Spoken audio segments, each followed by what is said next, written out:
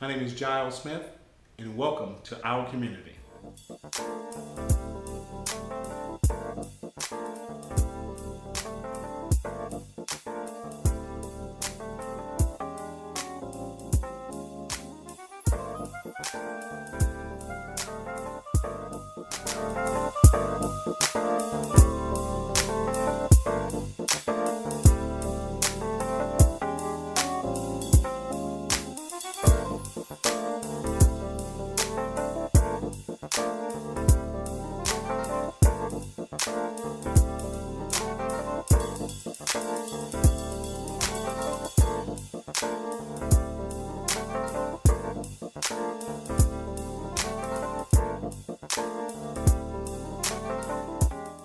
Today I'm talking to Bobbi Albano. She's with First Five. What exactly is First Five? First Five is an agency that promotes the health, safety, and nurturing of children between the ages of prenatal and 5. So why is First Five out here today? First Five sets out to provide families with children information through community engagement campaigns, one of which includes the importance of water safety. Children under 5 are at the highest risk for death by drowning, and First Five finds this campaign very essential to bring awareness in order to protect children in our community from the preventable danger of drowning. So what kind of tips can you give our community about drowning, etc.?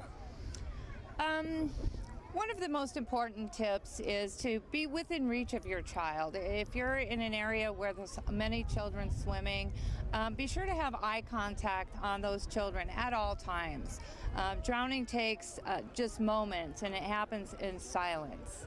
The second tip I would like to tell you is if you're swimming in a lake, always wear a U.S. Coast Guard approved life device, a life jacket. This can support a child's safety. One thing I want to caution you, water rings, bath seats, floaties, these are not replacements for adult supervision. So if your child's in the pool and they're wearing floaty devices, please continue to have that eye-to-eye contact with them, because these are not life-saving devices. Another thing is, if you have a wading pool that still has water in it, or a bucket that has standing water in it, you know, a child can drown in less than 2 inches of water. Wow. So make sure that you empty these items out so to prevent the danger of a toddler falling in and drowning.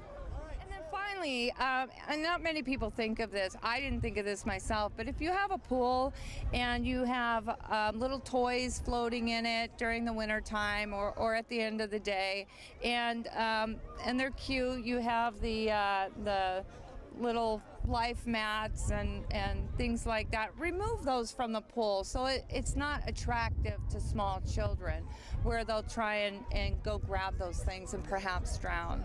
So that's... I didn't think about the last one. I was with you on the first 4, Yeah. but the last one kind of threw me off. Yeah. But anything else you want to add about children's safety around pools? I think the only thing I would want to add is the most important thing is to always watch your kids. If they're swimming with neighbors or friends, always maintain that eye-to-eye contact. Don't look away for a second, because drowning, like I said, drowning happens silently and in seconds. I am here with Michelle Parker from Safe Kids Inland Empire. She's with Loma Linda Children's Hospital. How you doing today, Michelle? I'm doing great. Thanks for having me. So tell me more about your program.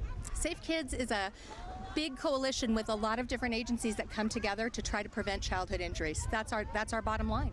Outstanding. You partner with First Five, too. Absolutely. First Five is a big partner with Safe Kids Inland Empire. We work with them a lot, especially on issues that affect children 5 and under. Okay, well, tell me more about the ABCs of children's safety. Well, the ABCs of water safety are really important for families to understand. A stands for adult supervision, and that doesn't mean just sitting around. It means physically consciously watching children around water so that you have eye contact with them. And including that would be called the Water Watcher program. The Water Watcher program is something that we'd like to promote and have all your families out there just really consider. There's going to be a lot of recreation in and around water this summer. We get lots of hot weather. So when we go to pool parties or gatherings, we want to make sure that one person is designated as the Water Watcher, and even they have a tag that indicates that they're the Water Watcher so that somebody else doesn't think that somebody else is watching. That's how drownings can happen. B stands for barriers. Barriers are important. We want there to be barriers around pools to keep kids out of the water when we don't want them to be in the water. And C is for classes. Classes meaning CPR for adults and swimming lessons for kids, just like what's going on behind us. Well, okay, outstanding. Anything else you want to add? What I'd like to say is that we want your kids to be safe, so please take these steps. Be cautious around water and have fun. It's a great recreational activity. We want people to be around water, but we want our kids to be safe. Also, I want to point out that unfortunately 2 out of the 3 fatalities we've had this year from water incidences or drownings have been up here in the high desert. Wow. So we want to really make people up here aware. Please don't let this happen to your family. Wow. And we learned something very valuable today about children's safety and water safety. Bottom line, guys, watch your kids. Make sure you get the barriers up and train them as well. Thank you very much, Michelle. Thank you.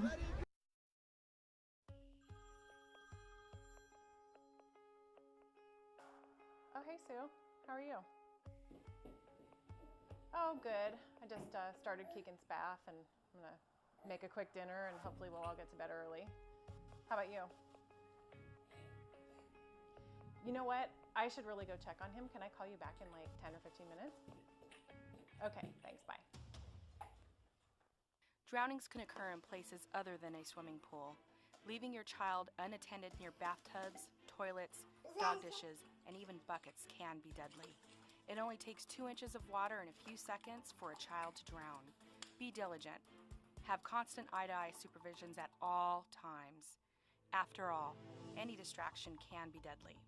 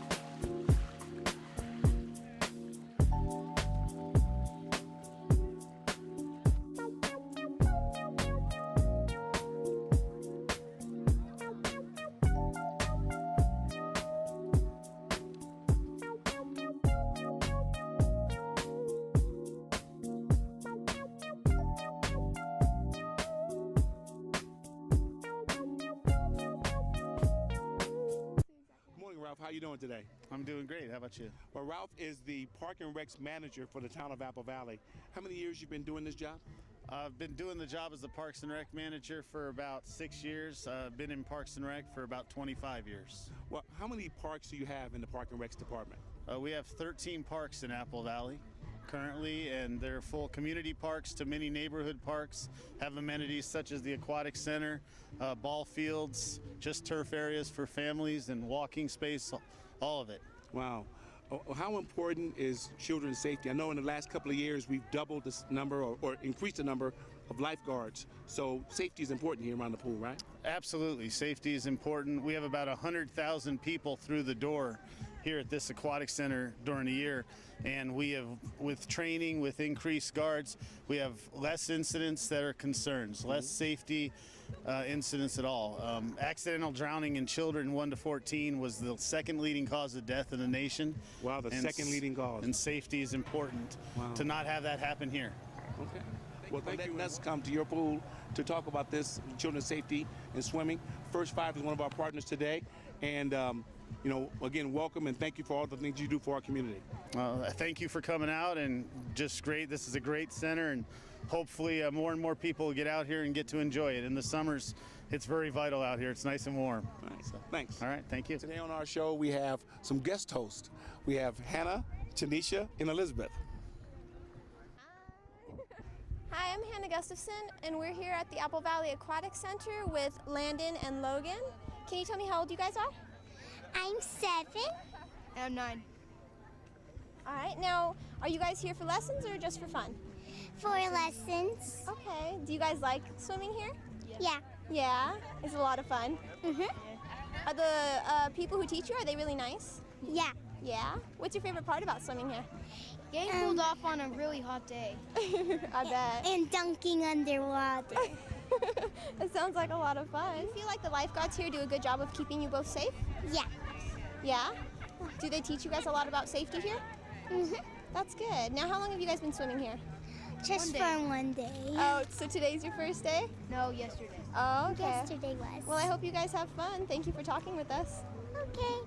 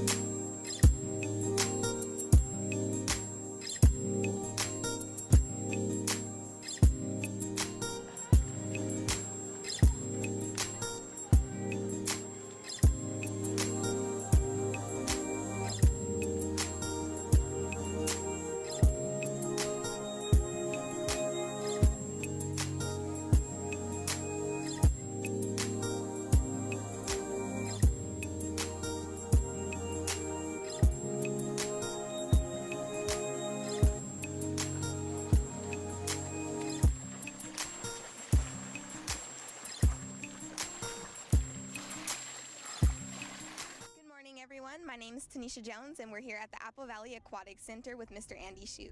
Good morning, Mr. Shoup. Good morning.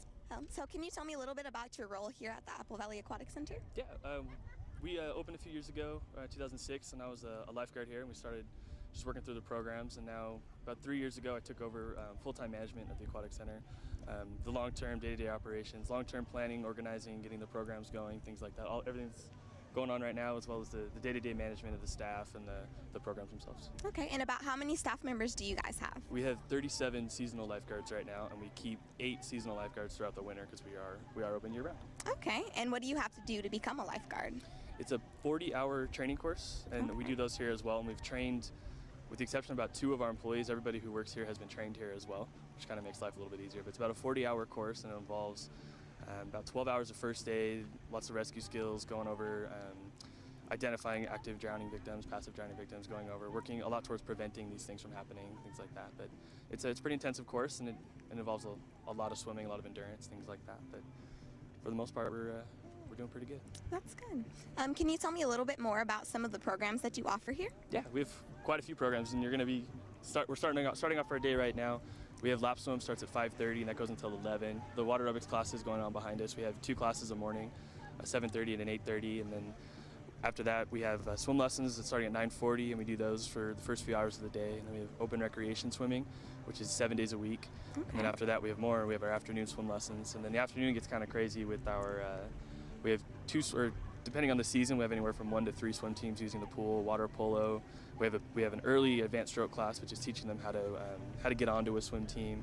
And then we have water polo classes and all sorts of programs like that. And we also have CPR, first aid, and like our lifeguarding course. And we're actually going to be having a lifeguarding instructor course to train our lifeguards to teach lifeguards. So that'll be kind of neat. So we have people pretty much in the pool from 5:30 in the morning until about 10 o'clock at night 6 days a week over the summer. I think it's absolutely amazing that you're both a teacher and a student. So Well, let's go a little bit more in depth into some more programs that you have as far as swim lessons. Yeah, we started our full swim lesson schedule. We had our swim fair I believe it was May 20th, 21st, and we run the swim lessons through, it's Monday through Friday until August 23rd. And we tweaked the program a little bit as far as the safety aspect goes. In years past, we had one day. It's a 2-week session, and the first Friday of every session was our safety day. But we found that didn't bring the impact as didn't drive the impact home as much as we wanted it to, because it was one day. So we changed it this year, and instead of having 10 safety topics on one day, we're doing 1 or 2 safety topics every single day, kind of incorporating, depending on the age of the children and the skill level and the lesson in which they're registered. It'll be either identifying lifeguards or what to do if you fall in the pool. Like the little ones, it's working on falling in the pool and then just rolling onto your back and just screaming because they can't swim to the wall, things like that. And then the older ones, how to call 911, how to do CPR, how to identify the lifeguards, things like that. We do a few topics every single day, and we're in our 3rd session now. We're finding that's working unbelievably better than just the one safety day has in years past. And so they're getting more of the knowledge, and then after a few days we'll incorporate a new safety aspect as well as reviewing the ones they've already learned. And then we found by the end of the session, even a few weeks later, that they're still remembering the skills, things like that. So like the first week of session 1, which is almost 3-4 weeks ago, the kids still remember the answers, and then they'll take more than one level, or more than one time, just kind of get the skills down, and they're still remembering the safety skills, which is pretty cool. So we find that's been helping a lot more. So hopefully these kids will be a little bit safer, and we can keep everybody happy and swimming. Well, that's excellent. It's safe to say that safety is definitely #1 here at the Aquatic Center. It definitely is. We work with the lifeguards all the time about preventing the incidents. Instead of about 3 years ago, we had 15 incidents of active drowning. Nobody got hurt, but we brought it down to 7. Last summer we had 2, and this summer